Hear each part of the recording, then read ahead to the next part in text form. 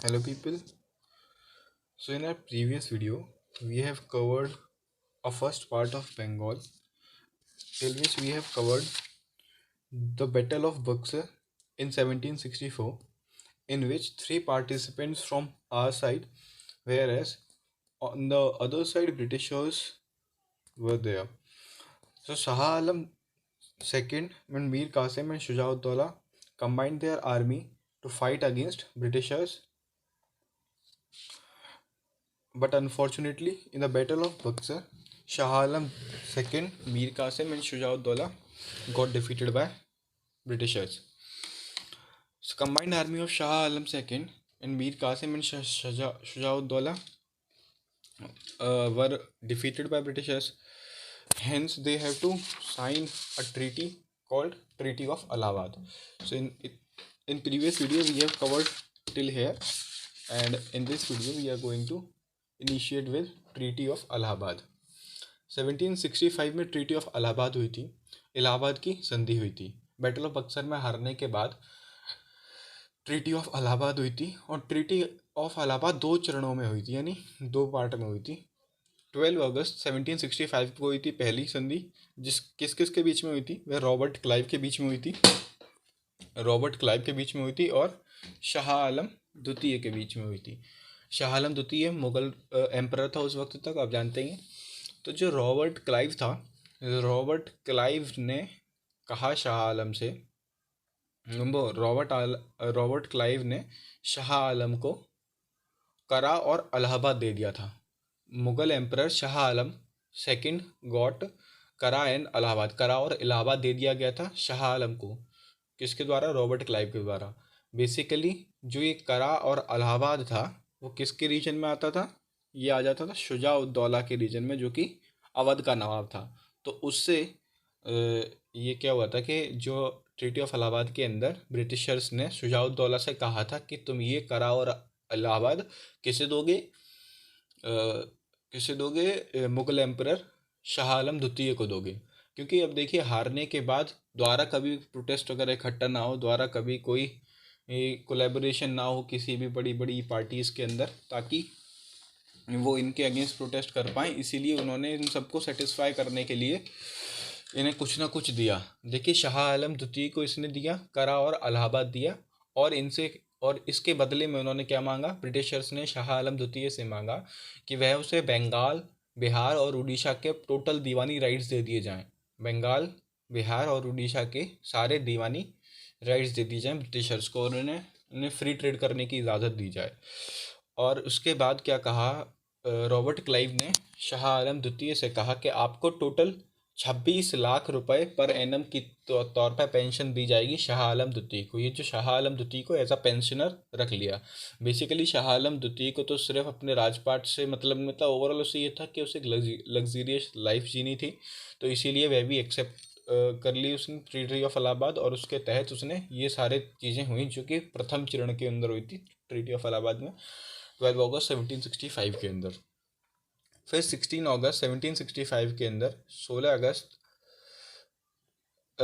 अगस्त को वाली जो ट्रीटी थी उसके अंदर क्या हुआ था? रॉबर्ट क्लाइव और अवध के नवाब शुजा-उद-दौला के बीच में हुई थी ये ट्रीटी। तो पहली ट्रीटी शाह आलम द्वितीय के, अब जो दूसरी ट्रीटी हुई वो अवध के नवाब शुजा-उद-दौला के बीच में हुई थी और रॉबर्ट क्लाइव के बीच में हुई थी। देखिए, जो शुजा-उद-दौला था उसने एक्सेप्ट कर लिया था करा और इलाहाबाद को मुगल एम्परर को देना। हालांकि ये अवध के उसमें आता था, लेकिन शुजा-उद-दौला क्योंकि हार गए थे सभी लोग ट्रीटी के अंदर मिलके, तो फिर शुजा-उद-दौला को एक्सेप्ट करना पड़ा कि वह करा और इलाहाबाद किसे दे देगा? शाह आलम द्वितीय को दे देगा। और ये एग्रीड टू पे 50 लाख रुपए, और उसे ये भी कहा गया ब्रिटिशर्स के द्वारा, शुजा-उद-दौला को ये भी कहा गया कि तुम्हें जो ये हर्जाना भरना पड़ेगा। किसका? जो तुमने ये नुकसान कराया है, तुम्हारी जैसी तो बैटल हुई, तुमने बैटल के अंदर साथ दिया था, इस वजह से जितना भी नुकसान हुआ है बैटल ऑफ बक्सर के अंदर, इस बैटल ऑफ बक्सर के अंदर जितना भी नुकसान हुआ है वो सब कुछ उसकी भरपाई आपको करनी पड़ेगी। सो ही agreed to pay 50 lakh rupees to the Britishers as a compensation of battle of Buxar's damage. ठीक है, जो बैटल ऑफ बक्सर के अंदर जो डैमेज हुआ था उसके कंपनसेशन के तौर पर उसे 50 लाख रुपए का हर्जाना भरना पड़ा। किसे? शुजा-उद-दौला को। Britishers conquered Chunargarh. ब्रिटिशर्स के द्वारा चुनारगढ़ के ऊपर अधिकार कर लिया गया इसी ट्रीटी के तहत। और Britishers got tax free right in Awadh, और इसी के साथ अंग्रेजों ने डिमांड करी कि उन्हें टैक्स फ्री राइट दिया जाए। चुंगी करके मतलब टैक्स फ्री, अर्थात अंग्रेजों ने बिना चुंगी करके अवध में व्यापार करने का अधिकार प्राप्त कर लिया था इसी ट्रीटी के अधीन। अब देखिए, जब आप हार चुके हो तो आपको बेनिफिशियल नहीं होगा अगर कोई भी ट्रीटी होगी तो देखिए ये सब लोग इसीलिए जितनी भी ट्रीटीज़ हैं वो सारी डोमिनेटिंग फेज़ में ब्रिटिशर्स के लिए डोमिनेटिंग हैं। ब्रिटिशर्स के लिए एक प्रिविलेज बनेंगी आगे जाके यही सारी ट्रीटीज़, क्योंकि ये शाह आलम द्वितीय और शुजाउद्दौला और मीर कासिम, जाफ़र नहीं, मीर कासिम, ये सभी थे। ये दोनों को ये सब लोग हार चुके थे, इसलिए इन लोगों को ये काफ़ी ज़्यादा ह्यूमिलेटिंग ट्रीटी को भी एक्सेप्ट करना पड़ रहा था। ठीक। और Britishers agreed to give security to Awadh. अब देखिए चालाकी देखिए कितनी ज़्यादा है। ब्रिटिशर्स ने कहा कि आपको जो ब्रिटिश फोर्सेस हैं हमारी तरफ से, आपको ब्रिटिश फोर्सेस पूरी सिक्योरिटी प्रोवाइड कराएंगी। तो बोलते हैं वो ठीक है, पर बात ये रहेगी जो सिक्योरिटी फोर्सेस होंगी वो आपके एरिया में रहेंगी, और आपके एरिया में रहने के बाद जो उसका सिक्योरिटी का जितना भी खर्चा आएगा वो सारा खर्चा आपको देना पड़ेगा। Britishers agreed to give security to Awadh. उसके बाद नोट में लिखा है the expense of security done by British forces was required to be paid by Shujauddaula. जो उनका एक्सपेंस था वो किसके द्वारा पेड करा जाएगा? शुजाउद्दौला के द्वारा।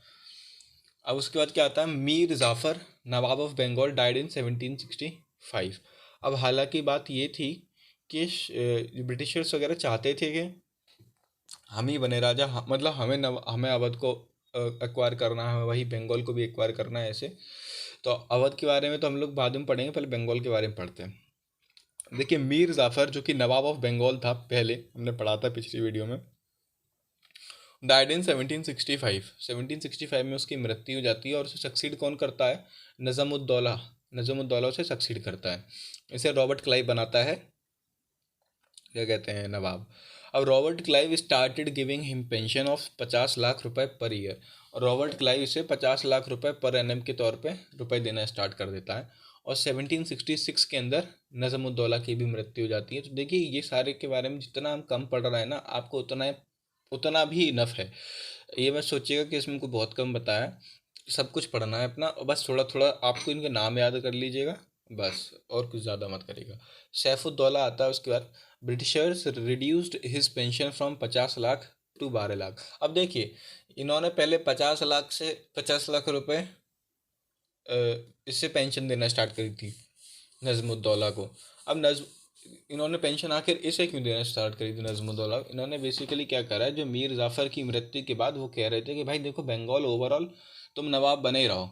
इन्होंने ऐसा कहा नहीं, पर इनका ओवरऑल जितने भी इनके मंसूबे थे, जितने भी इनके मकसद थे, वो सिर्फ यही थे कि भाई तुम एक ऑफिशियल हेड बने रहो, तुम एक नॉमिनल हेड बने रहो, लेकिन जितना भी कमांड करना है, जितना भी कोई कोई क्रूशियल डिसीजन लेना है, तो वो सब कुछ हम लेंगे। मतलब तुम सिर्फ एक पपेट की तरह काम करो हमारे अंडर।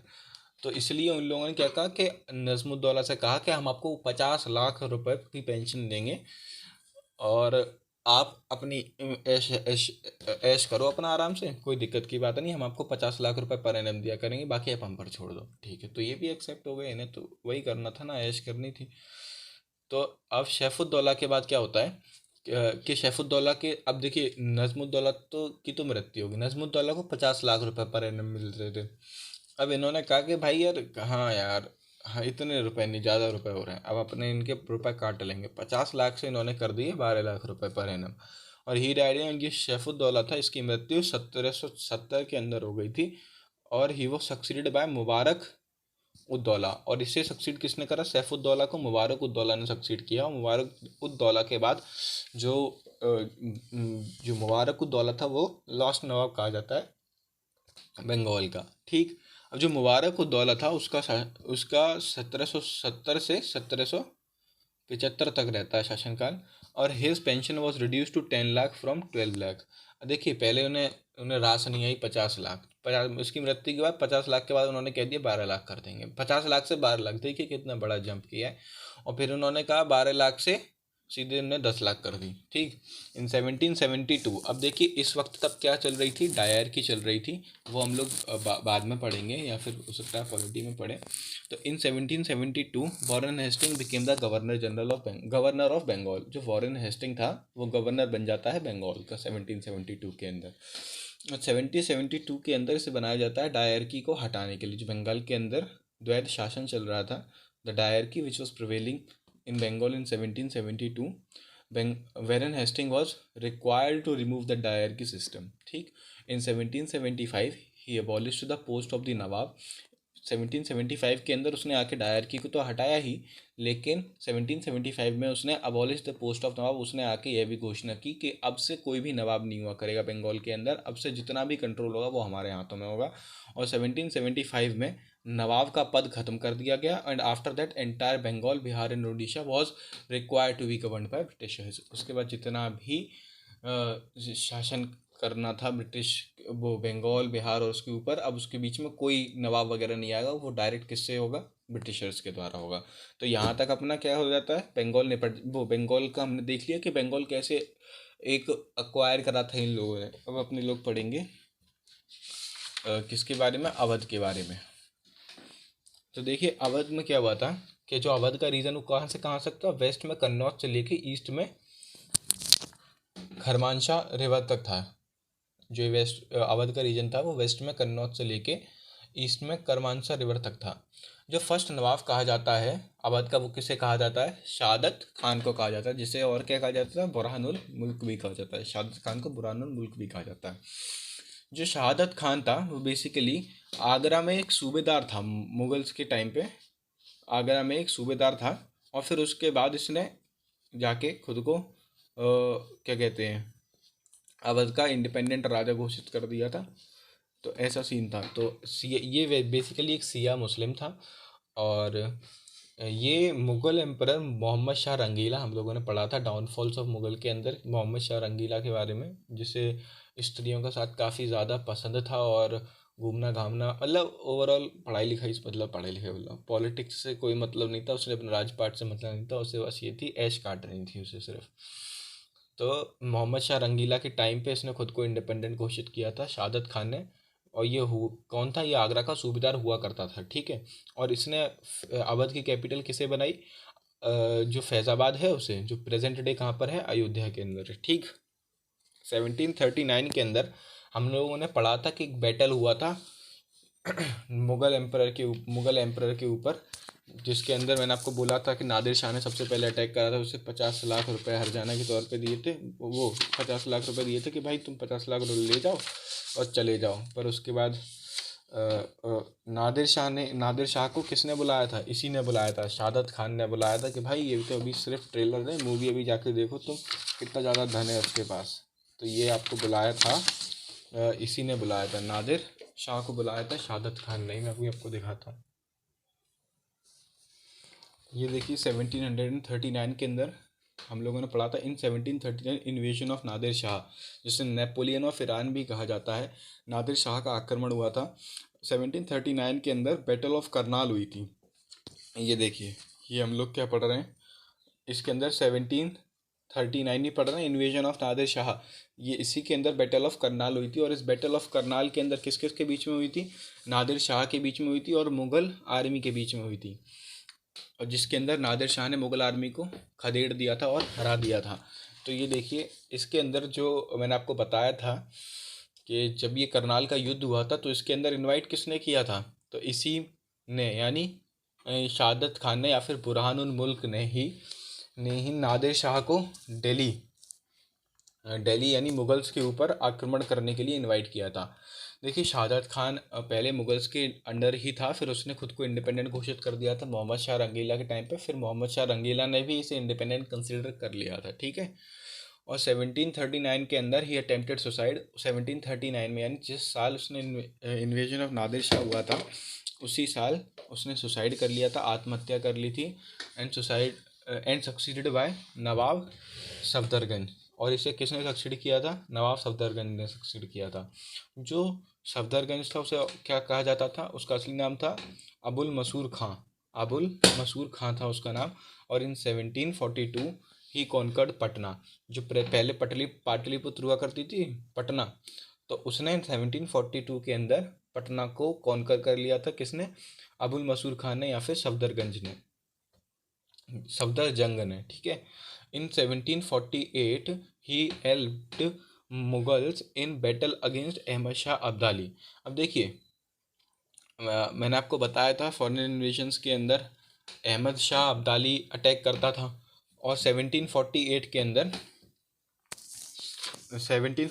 अंदर बैटल ऑफ अब्दाली के अगेंस्ट इसने मुगल्स की मदद करी थी। किसने? अब्दुल मसूर खान ने। अब्दुल मसूर खान ने मदद करी थी अहमद शाह अब्दाली के अगेंस्ट।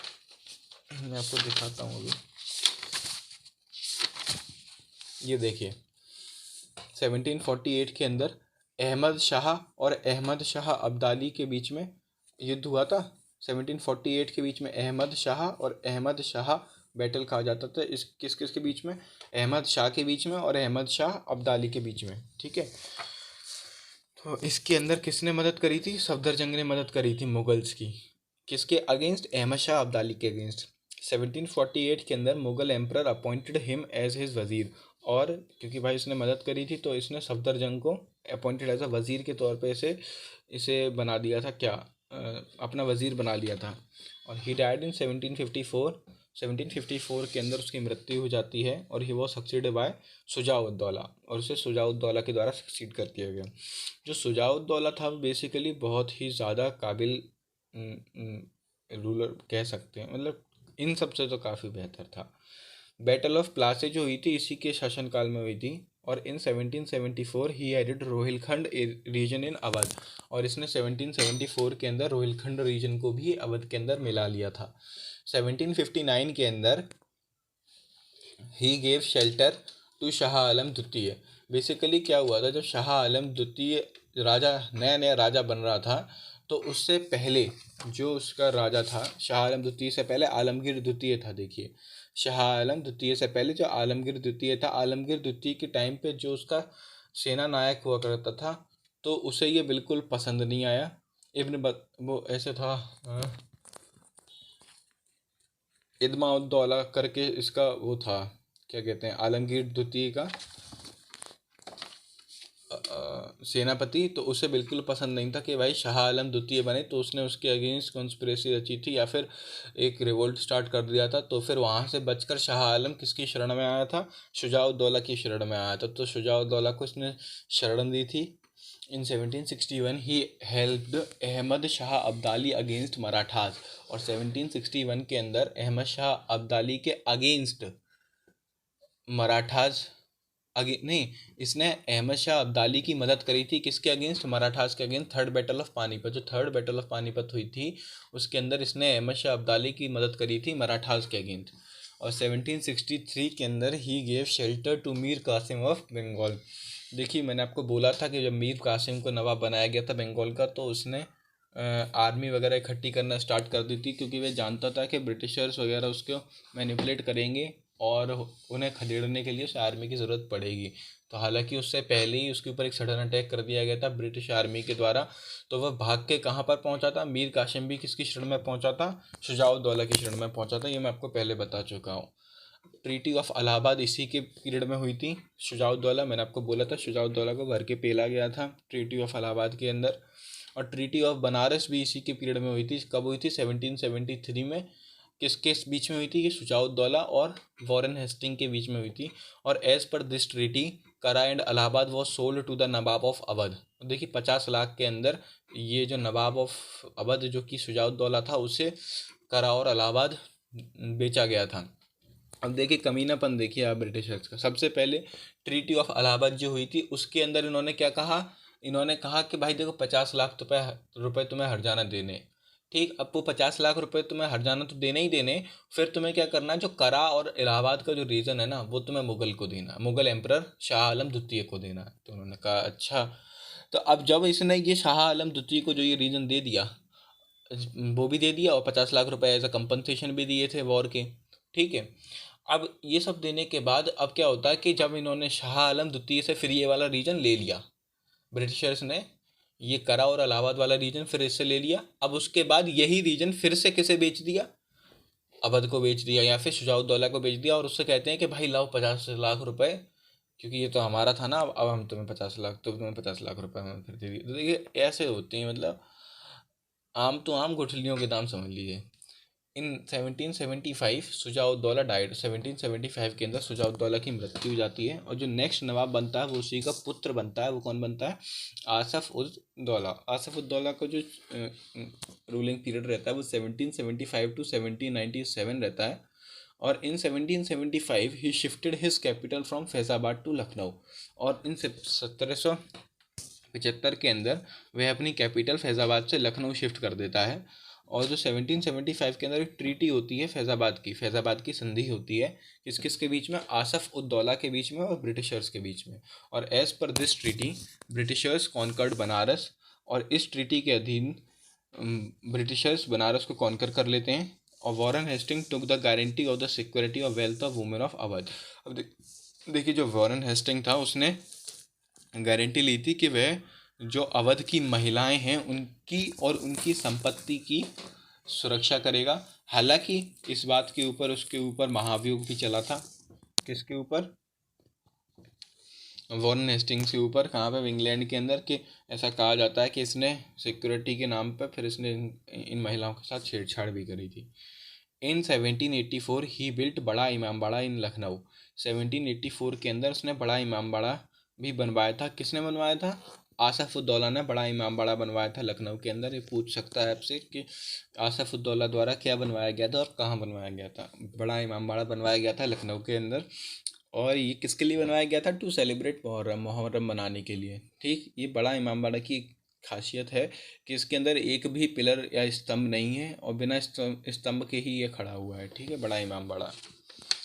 अब उसके बाद अपने लोग पढ़ते हैं शहादत अली खान द्वितीय। अब आशफ उद्दौला के बाद जो नवाब बनता है वो कौन बनता है, शहादत अली खान। जब 1797 के अंदर आसफ उद्दौला की मृत्यु हो जाती है तो उसे सक्सीड करता है शहादत अली खान द्वितीय। जो शहादत अली खान 1798 से 1814 तक नवाब रहता है बंगाल का, वो अवध का। इन 1801 he accepted the subsidiary alliance of Britishers. अब देखिए शहादत अली खान के द्वारा, शहादत अली खान द्वितीय के द्वारा जो वो था सब्सिडरी अलायंस था ब्रिटिशर्स का, जो कि लॉर्ड वेलेस्ली द्वारा इंट्रोड्यूस करा गया था। हालांकि सब्सिडरी अलायंस के अधीन क्या होता था कि ब्रिटिशर्स आपको सिक्योरिटी प्रोवाइड कराएंगे। ठीक है, ब्रिटिशर्स आपको सिक्योरिटी प्रोवाइड कराएंगे, बस आपको ब्रिटिशर्स को अपने उसमें रखना पड़ेगा, अपने रीजन में रखना पड़ेगा, और दूसरा आपको उन्हें पेमेंट देना पड़ता था सब्सिडरी अलायंस के तहत। ठीक है, एक सहायक संधि कहते थे इसे हिंदी में, सब्सिडरी अलायंस को। ये ब्रिटिशर्स के लॉर्ड वेलेस्ली ने, जो कि गवर्नर जनरल था बंगाल का 1799 से 1805 तक, उसके द्वारा इंट्रोड्यूस करा गया था सब्सिडरी अलायंस। ठीक है, तो he gave Rohilkhand, Ganga, Yamuna Doab and Gorakhpur to Britishers. और इसी सब्सिडरी अलायंस के तहत उसने रोहिलखंड, गंगा, यमुना द्वाब और गोरखपुर ब्रिटिशर्स को दे दिया था। सब तो बेचे ही पड़े ये लोग, कुछ दे थोड़ी ना। नवाब नवाब गाजीउद्दीन हैदर अली खान, जो नवाब, इसके बाद शहादत अली खान के जो बाद जो नवाब बनता है वो नवाब गाजीउद्दीन हैदर अली खां बनता है 1814 के अंदर।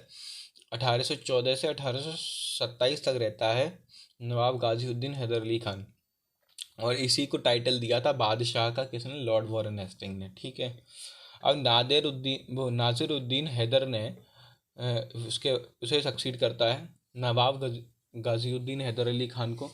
अब ये देखिए सिर्फ ज़्यादा इम्पोर्टेंट नहीं है, देखिए इन लोगों का ड्यूरेशन भी काफ़ी ठीक ठाक सा रह रहा है, उसके बाद भी अपने लोग, हम लोग इनके बारे में काफ़ी कम पढ़ रहे हैं। इतना ही कॉम्पिटेटिव पर्सपेक्टिव से, तो फिर इस पर ज़्यादा ध्यान ना देना। तो नासिर उद्दीन हैदर जो होता है वो किसे सक्सीड करता है, नवाब गाजीउद्दीन हैदर अली खान को सक्सीड करता है। और इसे नज़ीरुद्दीन हैदर को कौन सक्सीड करता है, मोहम्मद अली शाह सक्सीड करता है। और मोहम्मद अली शाह को सक्सीड करता है, मोहम्मद अली शाह का जो रूलिंग पीरियड रहता है 1837 टू 1842, और जब 1842 के अंदर मोहम्मद अली शाह की मृत्यु हो जाती है तो उसे सक्सीड करता है अहमद अली खान। अब अहमद अली खान का जो रूलिंग पीरियड रहता है वो 1842 से 1847 तक रहता है, और अहमद अली खान को ही लास्ट नवाब ऑफ अवध कहा जाता है। Ahmad Ali Khan the last nawab of Awadh, ठीक है। अब अहमद अली खान के बाद जो आता है, जो रूलर, वो आता है वाफिद अली खान, और वाजिद अली खान, और वाजिद अली खान को ही last ruler of Awadh consider करा जाता है, ठीक है। किस अहमद अली खान को नहीं करा जाता है, वाजिद अली खान को last nawab of Awadh consider करा जाता है। And he was contemporary to Lord Dalhousie. जो ये वाजिद अली खान था, ये लॉर्ड डलहौजी के समकालीन था। And as per doctrine of lapse, हड़प की नीति के तहत, ये डॉक्ट्रिन ऑफ लेप्स को, जिसे हड़प की नीति भी कहा जाता था, इसके तहत लॉर्ड डलहौजी कैप्चर्ड अवध, और इसी के तहत लॉर्ड डलहौजी ने अवध को अपने अधीन कर लिया था, ठीक। और फिर उसके बाद जो वाजिद अली था उसे कहाँ भेज दिया गया था, केलकटा भेज दिया गया था। अब देखिए इसके बाद ऐसा कहा जाता है कि बेगम हज़रत महल, जो इसकी 365वीं बीवी थी, वाजिद अली खान ने 365 शादियाँ करी थी, और 365वीं जो इसकी बीवी थी वो कौन थी, बेगम हज़रत महल। जो बेगम हज़रत महल थी, उसने जब रिवॉल्ट ऑफ 1857 हुआ था, 1857 का जब रिवॉल्ट हुआ था, तो लखनऊ की साइड से, या फिर लखनऊ को निरीक्षण, या फिर उसका